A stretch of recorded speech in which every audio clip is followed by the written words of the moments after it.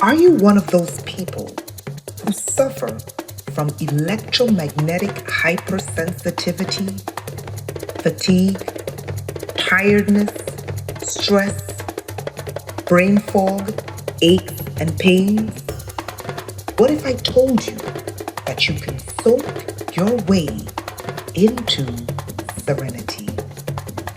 Soak in Serenity, our new herbal bath formula, is known to soothe anxiety, relieve stress and fatigue in just one bath. Visit our store at blacksunrise.com/herbs-page. Remember to spell sunrise SONRISE.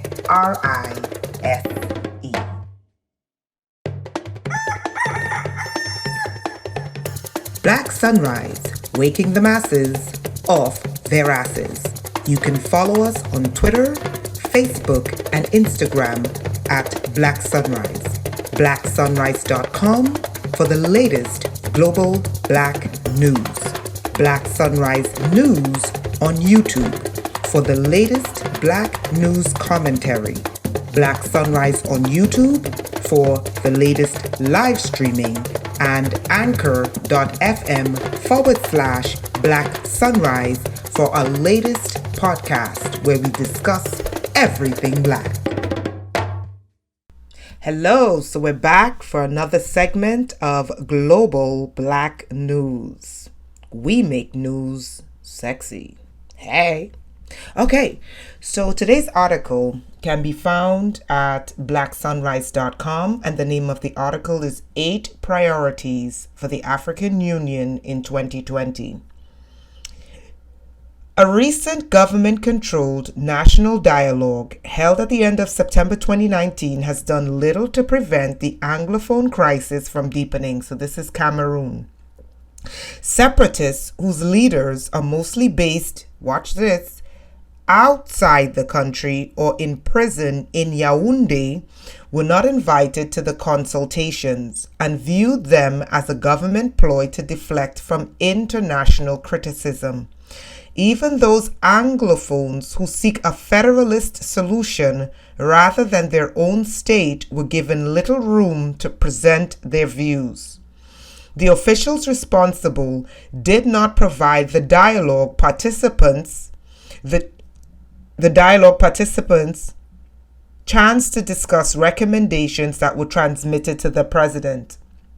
These included the idea of special status for the Southwest and Northwest under the decentralization provisions of the 1996 Constitution, but overall offered little new. If anything, the national dialogue strengthened the separatist resolve to pursue their rebellion and empowered hardliners on both sides. The AU has so far taken over only limited steps to help resolve the worsening conflict. Among the most recent was a tripartite mission to Cameroon in November 2019, along with the Commonwealth and the International Organization of La Francophonie, aimed at reducing violence and, in the mission's own words, increasing national cohesion. The African Commission of Human and People's Rights has condemned abuses committed during the crisis, but the AUPSC, the body charged with maintaining continental peace and security, has declined to add the Anglophone crisis to its agenda, largely due to lobbying from Yaoundé. If Cameroon joins the PSC in April 2020, as it seems likely, it will be even harder for the council to discuss the conflict. Let's look at this. I've been hearing about the Cameroonian Genocide for a long time. And I'm going to say this, okay? I am Black. I'm Black every day, and I'm Black 24/7. Black Sunrise, waking the masses off their asses. I spent the majority of my life unaware that the world sees me as black. Okay? I couldn't understand the things that were happening to me. And it didn't cross my mind that they were happening to me based upon just color. So it took me a long time to realize that people who are not black, they're not colorblind. They see color first. And they treat you, even though many try to deny it, they treat you based upon historical prejudices and stereotypes and also media stereotypes that they're conditioned to believe, whether they realize they're doing it or they don't. Especially in the area of economics, okay? There's economic apartheid against black people, which is the biggest wall to fall. Now, what the hell does you being black every day have to do with the situation in Cameroon? Here's what I'm going to say to the Cameroonians, and here's what I'm going to say to every African person. When I talk to an African person from Kenya, okay, the Kenyans, I mean, they don't really talk about tribe, but they talk about their tribe. But when I listen to the history and the culture of their tribe, you know, they're very proud of their tribe and they have every reason to be. Then when I get to West Africans, they speak about their tribe and they're very proud of their tribe. And what I realize is, and what I find fascinating is that each tribe claims they were here first. And each tribe claimed they're the oldest. Okay?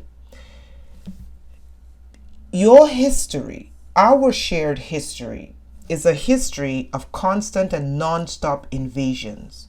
When I listen to a situation in Cameroon and I hear the words Anglophone Cameroonian and Francophone Cameroonian, you begin to understand how these wars take place.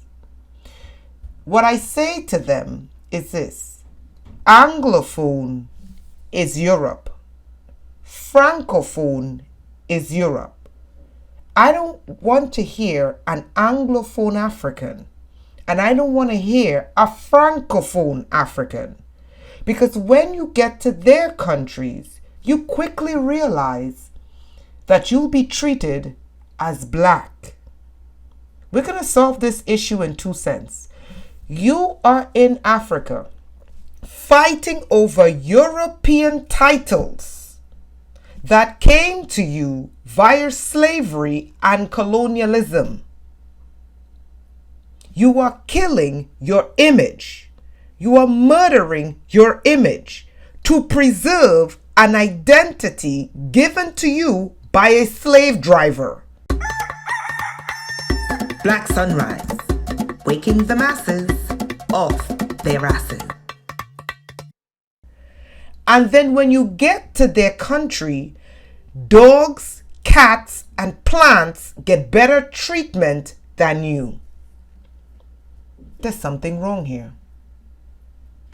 I am not undermining the treatment that you're enduring. What I am saying is this. So you go to Cameroon.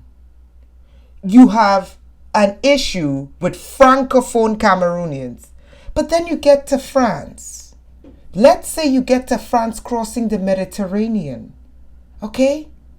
They sink your boat. And they kill you and drown you in the Mediterranean while they run away with Cameroonian resources. But you're fighting to be Francophone. Or let's say you're Anglophone Cameroonian. And let's say you don't get to England by a plane. And you go up through some back door and cross the Mediterranean. And they sink your boat. If you get on a boat. Because what we're hearing coming out of Libya is that they're kidnapping women, raping them, locking them in cages underneath Libya, and selling them after they gut them and take their body parts. Let's say you make it on a boat they don't sink, and then you get to Great Britain. You know what Boris Johnson is doing? Boris Johnson is deporting left and right. They don't want a brown Britain. They want Britain white. While you in Africa are running around calling yourself Anglophone, they're deporting your asses and saying, we don't want you. While you call yourself Francophone and you're killing your fellow black brother and black sister who looks like you, they're deporting your ass out of Europe, out of the United States. But get this, they're not just deporting. Do you know there was a report that came out that Great Britain steals from Africa $200 billion every year? This is minus France that steals $500 billion every year. So Great Britain 200 billion, France 500 billion. That's $700 billion of your wealth going to two countries that don't want you and do not consider you Anglo-Saxon nor Francophony, but you're killing someone black who looks like you to hold on to your slave master's identity who's deporting your ass out of the country. Black Sunrise, waking the masses off their asses. When does this make sense? When does this make sense? When does this make sense? And here's the thing. The African Union can't fully get involved because the African Union, their bills are paid and they're controlled by the European Union. They can't fully get involved. You have a situation where they're calling for France to get out of Africa, and the French decided to send 600 more soldiers. You know why? Because $500 billion of African dollars props up France. But then they turn around and say, you're not French, you're a Negro, and deport you. Great Britain is stealing $200 billion out of Africa and then turning around and deporting them. Get this, Great Britain holds Jamaica hostage, okay? Holds Jamaica hostage and keeps its same racist classism in Jamaica, where the blacker you are, you're at the bottom, and then funnel guns and drugs into that poor class, that's the United States side, and then turn around after they rob Jamaica of bauxite and its other minerals, then turn around and deport them.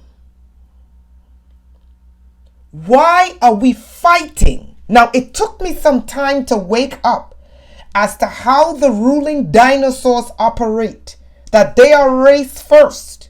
Okay? It took me some time to see the depth. It took me, I'm going to be honest with you, it took me time to understand that when you have melanin in your skin, okay, this world runs on color first. And that color, coupled with the right class, gives you access to power. So my question, the point I'm trying to make to the Cameroonians is not to hurt you in any way, but you must get rid of these slave identities. An Anglophone Cameroonian is a joke. You are African. Anglophone is Europe. A Francophone Cameroonian is a joke. You are African. Francophone is French.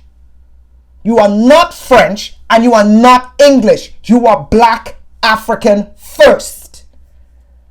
That will solve 90% of your problems. And that, my dear, would stop the guns. When you see the English-speaking Cameroonians as black first, and when you English-speaking Cameroonians see the French-speaking Cameroonians as black African first, you will drop the guns. You are carrying on. Do you know the history of the wars between Britain and France? You are by extension prolonging these wars for them, and then they run away with your resources. That's the part that bedazzles me. The history of Great Britain and France fighting is like 500 years of fights. So they get to Africa, call one group of black people French black people, call the next group of black people Anglophone black people, and you by proxy carry on their eternal wars. Then they run away with your resources and then deport you back to your country. When are we gonna, when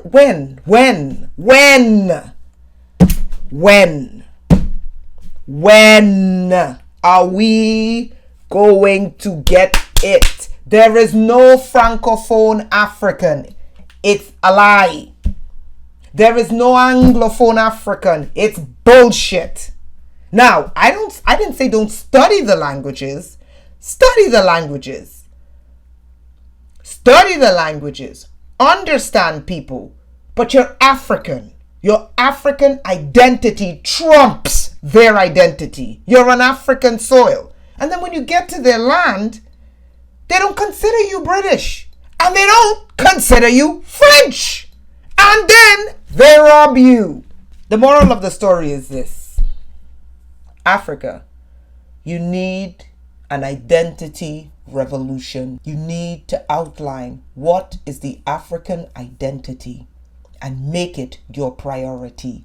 And you need to dismantle not just colonial borders, but colonial identities. Because if you study European history, the Germans were fighting the French, were fighting the Portuguese and the Spaniards and the British and the Belgians. They were constantly fighting each other. Then they get to Africa and they carve up Africa. And now you are fighting European wars, European identity and cultural wars in Africa. And while you're fighting European identity and European cultural wars, they're running away with the bag. There needs to be a revolution of the mind. There must be one African identity. Yes, you can have your tribe, but there must be one African identity. A revolution of the mind. And that identity cannot be Belgian, Flemish, it cannot be French or Francophone, Anglophone, Dutch, Portuguese, Spanish. They have their identities. Why are you carrying on their identity wars? That's my thought. Anyway, join us on today's segment as we discuss the Pharisees and the Sadducees and why modern democracy is a child of the ancient Hebraic Sanhedrin. Black Sunrise, waking the masses off their asses.